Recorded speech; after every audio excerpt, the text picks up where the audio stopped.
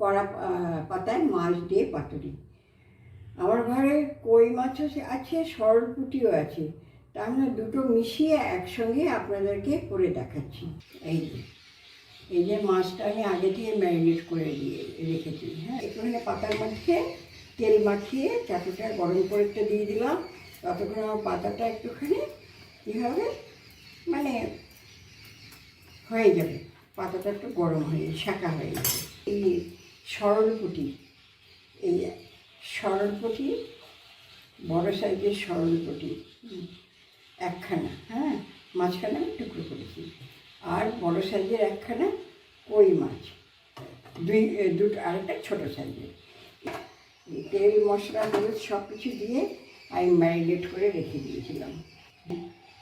2 table spoon হলুদ দিয়েছি, প্রায় 1 টেবিল স্পুন মনে করে লঙ্কা করে দিয়েছি। মানে এটা একটু ঝাল ঝাল হবে, এটাতে ঝোল হবে না, গ্রেভিটা এই গ্রেভিটা দিয়ে খাওয়া হবে।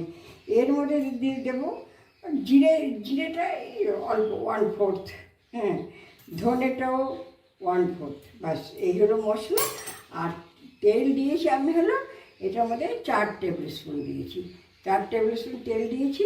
আর এখানটাতে তেল দিলাম, এই দেখুন পাতা আমার শাঁকা হয়ে গেছে। এই মশলার দিকটা এখানে দিলাম। কই মাছটাই আগে দিই, কই মাছ দিলাম, তারপরে এই সরলপুঁটিটা দিলাম। এই সরলপুঁটি দিলাম, এই চিটপুট চিটপুট আওয়াজ হচ্ছে, দেখতে পাচ্ছেন? এবার আমি এই মশলাটাকে পুরো চারিদিকে ছড়িয়ে দেবো। বাটি ধোয়া জলটা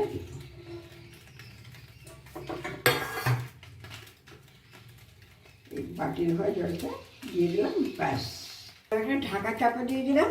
আর এটাকে সিম থেকে একটুখানি সামান্য একটু বাড়ালাম। এই যে হালকা জল দিয়েছিলাম আর ম্যারিনেট করা ছিল, তার জলটা বেরিয়েছে, সেটাতেই হয়ে যাবে। অ্যাকচুয়ালি পাতাটা এইভাবে তোলার কথা না, এইভাবে তুললাম, এইভাবে তুললাম, দেখলেন তো? তারপর আমি পাতাটা এমনি করে দেবো, এর মধ্যে দিয়ে এইটাকে এমনি করে ধরে এরকম উল্টে এইখানে দিয়ে দেবো। হ্যাঁ, এইদিকে দাগ লেগে গেছে মাছের, এই যে মাছের দাগটা লেগে গেছে, ওই দিকটাও হয়ে গেছে। এই দিকটাও হবে না, আর চাটুটা রাখলেই পুরো যাবে। এইবার আমি নিয়ে নিলাম।